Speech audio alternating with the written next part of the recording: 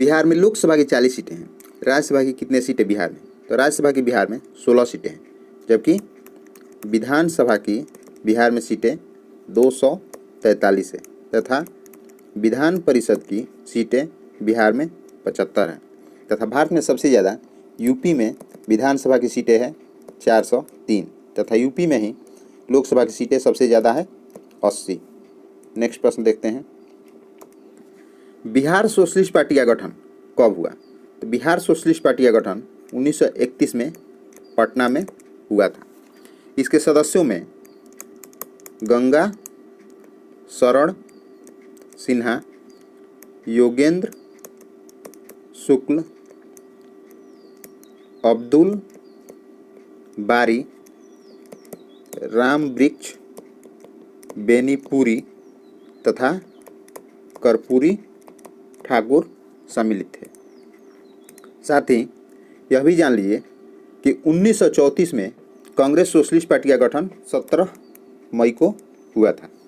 वर्ष 1934 में ही Congress socialist party का प्रथम अधिवेशन पटना में हुआ था तथा इसके अध्यक्ष नरेंद्र देव तथा इसके सचिव जयप्रकाश नारायण को बनाया गया था। कांग्रेस सोशलिस्ट पार्टी के सदस्य कांग्रेस पार्टी के भी सदस्य होते थे। नेक्स्ट प्रश्न देखते हैं, बिहार का तराई प्रदेश विस्तृत है। तो बिहार का तराई प्रदेश भारत तथा नेपाल सीमा के समानांतर विस्तृत है। तराई क्षेत्र भारत, नेपाल तथा भूटान में स्थित हिमालय के आधार के दक्षिण में स्थित क्षेत्रों को कहते हैं। यह क्षेत्र पश्चिम में यमुना एवं पूर्व में ब्रह्मपुत्र नदी तक फैला है। तराई क्षेत्र को उत्तरी भाग का भाबर कहा जाता है। बिहार के उत्तर पश्चिम भाग का कुल तराई क्षेत्र 932 वर्ग किलोमीटर है। यह शिवालिक पर्वत श्रृंखला के नीचे पश्चिम से पूर्व की ओर एक संकीर्ण पट्टी है। Friends, welcome to my channel learn on GS. इस वीडियो में बिहार माध्यमिक शिक्षक हेतु सामान्य अध्ययन के लिए प्लेटफॉर्म का पहला सेट हल कराया गया है तथा इसका मैथ का सॉल्यूशन टेलीग्राम चैनल पर डाल दिया गया है। इससे पहले एनसीईआरटी एससीईआरटी से संबंधित 8 प्रैक्टिस सेट तथा 1 to 5 के लिए 11 प्रैक्टिस सेट चैनल पर डाला जा चुका है, जिसका वीडियो के डिस्क्रिप्शन में लिंक दे दिया गया है। वहां से जाकर सभी वीडियो को देखा जा सकता है। तंबाकू उत्पादन में बिहार का देश में कौन सा स्थान है? तो तंबाकू उत्पादन में बिहार का देश में 6ठा स्थान है, जबकि तंबाकू उत्पादन में भारत में प्रथम स्थान आंध्र प्रदेश का है, जबकि तंबाकू उत्पादन में विश्व में प्रथम स्थान चाइना का है। भारत में 17वीं सदी के प्रारंभ में पुर्तगालियों द्वारा तंबाकू लाया गया था। बिहार में वैशाली, समस्तीपुर, पूर्णिया, गोपालगंज मुख्य तंबाकू उत्पादक जिले हैं। सिगरेट बनाने का बिहार में एक बड़ा कारखाना मुंगेर जिले में स्थित है। नेक्स्ट प्रश्न देखते हैं, बिहार में सर्वाधिक अनुसूचित जनजाति वाला जिला है। तो बिहार में सर्वाधिक अनुसूचित जनजाति वाला जिला पश्चिम चंपारण है, जबकि एससी यानी अनुसूचित जाति वाला जिला गया है। वहीं यह भी जान लीजिए कि बिहार में अनुसूचित जनजाति जो निवास करते हैं वे हैं असुर, आगरिया, बैगा, खोंड, बंजारा, कोरवा। नेक्स्ट प्रश्न देखते हैं, 9 जनवरी को 17वां प्रवासी भारतीय दिवस 2023 सम्मेलन कहाँ आयोजित हुआ? तो 9 जनवरी को 17वां प्रवासी भारतीय दिवस 2023 इंदौर में आयोजित हुआ। इसमें मुख्य अतिथि गुयाना के राष्ट्रपति मोहम्मद इरफान थे। हर वर्ष 9 जनवरी को भारत सरकार प्रवासी भारतीय दिवस मनाती है, क्योंकि इसी तिथि को 1915 में गांधी जी स्वदेश लौटे थे। नेक्स्ट प्रश्न देखते हैं, भारत के नए कानून मंत्री कौन है? तो भारत के नए कानून मंत्री अर्जुन राम मेघवाल बन गए हैं। 15 नंबर देखते हैं, नेत्र लेंस की फोकस दूरी में वृद्धि हो जाती है जब नेत्र की पेशियां शिथिल हो जाती है तथा लेंस पतला हो जाते हैं। नेत्र लेंस द्वारा किसी वस्तु का प्रतिबिंब रेटिना पर बनता है। रेटिना पर वस्तु का प्रतिबिंब उल्टा, वास्तविक एवं छोटा बनता है। किसी स्वस्थ मनुष्य के स्पष्ट दृष्टि की न्यूनतम दूरी 25 सेंटीमीटर जबकि महत्तम दूरी अनंत होती है।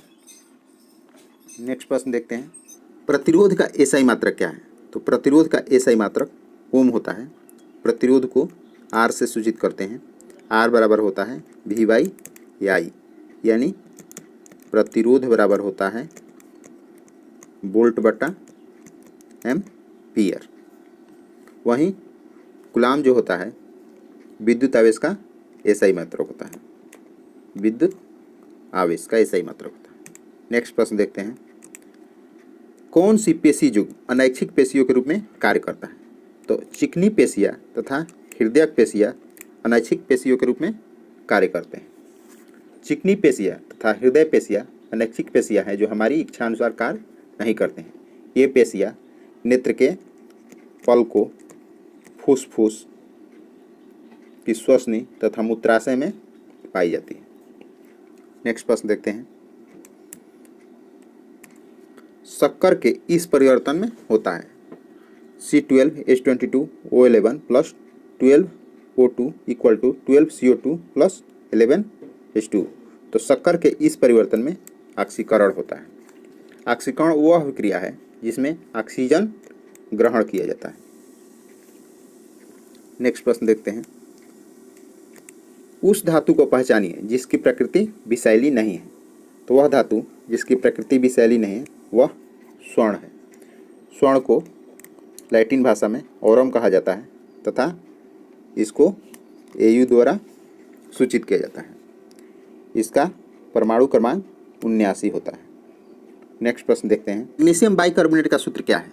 तो मैग्नीशियम बाइकार्बोनेट का सूत्र MgHCO3 होल ट्वाइस है तथा मैग्नीशियम का अयस्क होता है magnesite, dolomite, Epsom salt, carnallite, kieserite. Next प्रश्न देखते हैं, द्रव्यमान के आधार पर अमोनिया में नाइट्रोजन और हाइड्रोजन का अनुपात क्या है? तो द्रव्यमान के आधार पर अमोनिया में नाइट्रोजन और हाइड्रोजन का अनुपात 14:3 है, क्योंकि अमोनिया का सूत्र होता है NH3। तो N का परमाणु संख्या 14 होता है जबकि हाइड्रोजन का परमाणु संख्या 1 होता है। तो 1 × 3 हो जाएगा, तो 14:3 हो जाएगा। नेक्स्ट प्रश्न देखते हैं, निम्नलिखित में से कौन सा ऊतक जड़ों से जल तथा खनिज पदार्थों का परिसंचरण करता है?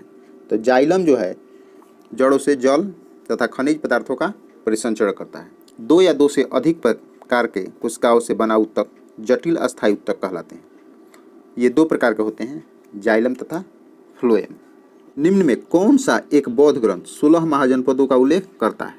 तो अंगुत्तर निकाय बौद्ध ग्रंथ 16 महाजनपदों का उल्लेख करता है। 16 महाजनपदों का उल्लेख भगवती सूत्र और अंगुत्तर निकाय में मिलता है। अंगुत्तर निकाय सर्वाधिक प्रमाणिक है। 6ठी शताब्दी ईसा पूर्व में 16 महाजनपदों का उदय हुआ था। 16 महाजनपद में बिहार में 3 महाजनपद था। 16 महाजनपद में दक्षिण भारत का एक अस्मक महाजनपद था जिसकी राजधानी पोटली थी। अंगुत्तर निकाय एक महत्वपूर्ण बौद्ध ग्रंथ है।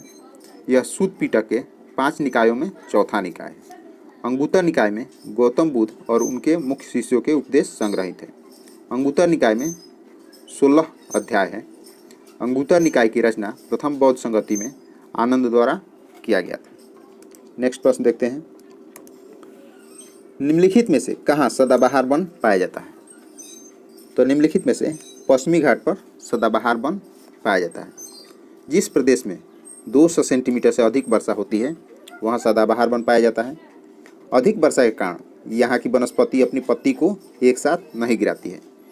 इस वन के पेड़ में पत्ती चौड़ी, लकड़ी कठोर, वन सघन और वृक्ष की लंबाई अधिक होती है। भारत में यह वन पश्चिमी घाट के अलावा अंडमान निकोबार द्वीप समूह, असम, मेघालय में पाया जाता है। सदाबहार वनों में आर्किड्स तथा फर्न बहुतायत में पाए जाते हैं।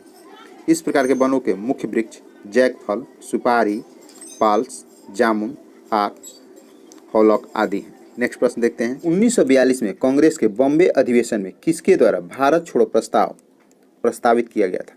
तो 1942 में कांग्रेस के बॉम्बे अधिवेशन में जवाहरलाल नेहरू द्वारा भारत छोड़ो प्रस्ताव प्रस्तावित किया गया था। भारत छोड़ो आंदोलन को अगस्त क्रांति के नाम से भी जाना जाता है। 8 अगस्त 1942 को महात्मा गांधी ने ग्वालियर टैंक से भारत छोड़ो आंदोलन की शुरुआत किया था। पटाभी सीतारामैया ने गांधी जी ग्वालियर टैंक से दिए भाषण पर लिखे हैं कि गांधी जी उस दिन पैगंबर के अवतार लेकर भाषण दे रहे थे। अगस्त क्रांति को यानी भारत छोड़ो आंदोलन को गांधीवादी हिंसक आंदोलन कहा जाता है। भारत छोड़ो आंदोलन का नारा यूसुफ मेहर अली ने दिया था। नेक्स्ट प्रश्न देखते हैं। निम्नलिखित में से कौन जहांगीर के दरबार में ब्रिटिश शासक जेम्स प्रथम का राजदूत था? तो इनमें से विलियम हॉकिंस जहांगीर के दरबार में ब्रिटिश शासक जेम्स प्रथम का राजदूत था। विलियम हॉकिंस अप्रैल 1609 में मुगल बादशाह जहांगीर के दरबार में आया था। विलियम हॉकिंस फारसी का बहुत अच्छा जानकार था। हॉकिंस मुगल दरबार में 1611 तक रहा था। जहांगीर ने हॉकिंस को 400 मनसब दिया था। नेक्स्ट प्रश्न देखते हैं। निम्नलिखित में से कौन सा एक संवैधानिक निकाय नहीं है? तो नीति आयोग एक संवैधानिक निकाय नहीं है, जबकि लोक सेवा आयोग, वित्त आयोग तथा चुनाव आयोग एक संवैधानिक निकाय है।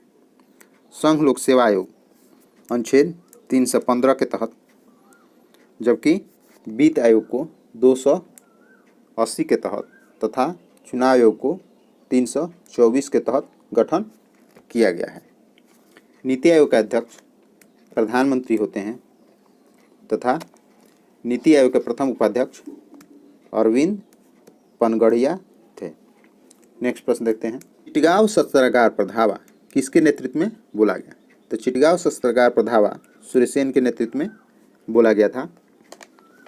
चिटगांव शस्त्रागार पर 1930 में सूर्यसेन के नेतृत्व में हमला किया गया था। सूर्यसेन ने इंडियन रिपब्लिकन आर्मी की स्थापना किए थे। चिटगांव शस्त्रागार पर आक्रमण 18 अप्रैल 1930 को हुआ था।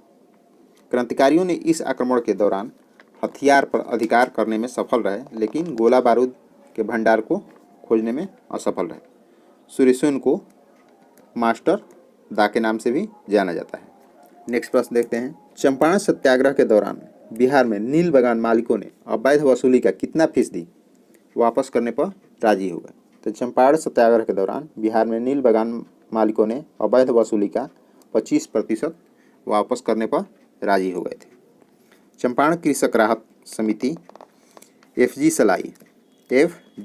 सलाई की अध्यक्षता में बनाया गया था। नेक्स्ट प्रश्न देखते हैं। किस बौद्ध संगीति के दौरान महात्मा बुद्ध के उपदेशों का संकलन किया गया? तो प्रथम बौद्ध संगीति के दौरान महात्मा बुद्ध के उपदेशों का संकलन किया गया था। प्रथम बौद्ध संगति 483 ईसा पूर्व में राजगृह के सप्तपर्णी गुफा में हुआ था। प्रथम बौद्ध सभा का अध्यक्षता महाकश्यप द्वारा किया गया था। आनंद ने बुद्ध के उपदेशों का पाठ किया और अंतिम रूप से संकलन किया। प्रथम बौद्ध सभा में विनय पिटक तथा सूत पिटक का संकलन किया गया। गौतम बुद्ध का उपदेश सूत पिटक में और बौद्ध या संघ का नियम विनय पिटक में संकलित है। सूत पिटक को आनंद और विनय पिटक को उपाली ने संकलित किया था। नेक्स्ट प्रश्न देखते हैं। 31 नंबर। निम्नलिखित में से किस संविधान संशोधन द्वारा सहकारी समितियों को संवैधानिक दर्जा एवं संरक्षण प्रदान किया गया? तो 97वां संविधान संशोधन द्वारा सहकारी समितियों को संवैधानिक दर्जा एवं संरक्षण प्रदान किया गया था। नेक्स्ट प्रश्न देखते हैं। निम्नलिखित में कौन सही क्रम है? तो इनमें से जहादार शाह, फर्रुख सियर, मोहम्मद शाह तथा शाह आलम द्वितीय सही है। जहादार शाह का कार्यकाल 1712 से 13 है, जबकि फर्रुख सियर का कार्यकाल 1713 से 1719 है। वहीं मोहम्मद शाह का कार्यकाल 1719 से 1848 है, जबकि शाह आलम द्वितीय कार्यकाल 1759 से 1806 है। नेक्स्ट प्रश्न देखते हैं, गांधी जी के दांडी मार्च के समय भारत का वायसराय कौन था? तो गांधी जी के दांडी मार्च के समय भारत का वायसराय लॉर्ड इरविन था। गांधी जी ने दांडी मार्च 12 मार्च 1930 को 78 चुने गए सहयोगियों के साथ प्रारंभ किया था तथा यह 6 अप्रैल 1930 को साबरमती में दांडी पहुंचे थे। नेक्स्ट प्रश्न देखते हैं, डचों और अंग्रेजों के मध्य हुए किस युद्ध के बाद डचों का भारत में अंतिम रूप से पतन हो गया? तो डचों एवं अंग्रेजों के मध्य हुए बेदरा युद्ध के बाद डचों का भारत से अंतिम रूप से पतन हो गया। बेदरा युद्ध 1759 में लड़ा गया था। यह युद्ध बंगाल के संसाधनों की प्राप्ति हेतु लड़ा गया था। पोटोनोवा का युद्ध 1781 में लड़ा गया था। 22 जनवरी 1760 को बांडीवास के युद्ध में अंग्रेजों ने फ्रांसीसी पर निर्णायक विजय प्राप्त किया था। बांडीवास के युद्ध में सर आयरकुट ने काउंट डिलाली को पराजित किया था। यह सभी युद्ध यूरोपीय कंपनियों के बीच श्रेष्ठता को स्थापित करने के लिए लड़ा गया था। नेक्स्ट प्रश्न देखते हैं, निम्नलिखित में कौन सी एक प्रशांत महासागर की जलधारा नहीं है? तो इनमें से अग्लुहास जलधारा हिंद महासागर की जलधारा है, जबकि प्रशांत महासागर की जलधारा नहीं है। अग्लुहास जलधारा एक गर्म जलधारा है, जबकि अलास्का प्रशांत महासागर की जलधारा है तथा क्यूराइल तथा ओयोसियो प्रशांत महासागर की ठंडी जलधारा है। प्रशांत महासागर की कैलिफोर्निया जलधारा ठंडी जलधारा है। किस अक्षांश रेखा की वास्तविक लंबाई भूमध्य रेखा की आधी होती है? तो 60 डिग्री अक्षांश की वास्तविक लंबाई भूमध्य रेखा की आधी होती है। भूमध्य रेखा के उत्तर तथा दक्षिण जाने पर अक्षांशों की कोणीय मूल्य बढ़ता है, किंतु उसकी लंबाई घटती जाती है। ध्रुवीय भाग को उच्च अक्षांश तथा भूमध्यरेखीय भाग को निम्न अक्षांश कहा जाता है। विषुवत रेखा से ध्रुव की ओर अक्षांश रेखाओं की लंबाई कम होती जाती है, लेकिन उनमें परस्पर दूरी स्थित रहती है। अक्षांश रेखाएं देशांतर रेखाओं को समकोण पर काटती है। नेक्स्ट प्रश्न देखते हैं, भारत में निम्नलिखित में से कौन सा अधिनियम वन्य जीवों को संरक्षण प्रदान करता है? तो भारत में वन्य जीव संरक्षण अधिनियम 1972 वन्य जीवों को संरक्षण प्रदान करता है। यह अधिनियम पौधों और जानवरों की प्रजातियों को संरक्षण हेतु अधिनियमित किया गया था। नेक्स्ट प्रश्न देखते हैं, निम्नलिखित में से कौन कृत्रिम पारिस्थितिक तंत्र है? तो इनमें से धान का खेत जो है कृत्रिम पारिस्थितिक तंत्र है, जबकि घास का मैदान, वन तथा झील प्राकृतिक पारिस्थितिक तंत्र है। कृत्रिम या मानव निर्मित पारिस्थितिक तंत्र के अंतर्गत पार्क, बगीचा, खेत, नहर, तालाब आदि आते हैं। पारिस्थितिकी शब्द के प्रथम प्रयोगकर्ता अर्नेस्ट हैकेल हैं। पारिस्थितिकी शब्द का प्रयोग सर्वप्रथम ए टॉन्सले वर्ष 1935 में किया था। नेक्स्ट प्रश्न देखते हैं 39 नंबर, निम्नलिखित में से कौन सी बायोडीजल की फसल है? तो इनमें से जेट्रोफा जो है बायोडीजल की फसल है। जेट्रोफा का अन्य नाम है रतन, जोत, करंज, जेपाल आदि नामों से भी जाना जाता है। इस पादप के बीजों में 25 से 30% तेल होता है। नेक्स्ट प्रश्न देखते हैं, नहर की एक जलग्रीवा यानी चैनल जहां पानी को बलपूर्वक उत्थान द्वारा भूमि के ढलान की विपरीत दिशा में प्रवाहित किया जाता है, उसे उत्थापन प्रणाली कहते हैं। उत्थापन प्रणाली दाब के सिद्धांत पर कार्य करता है।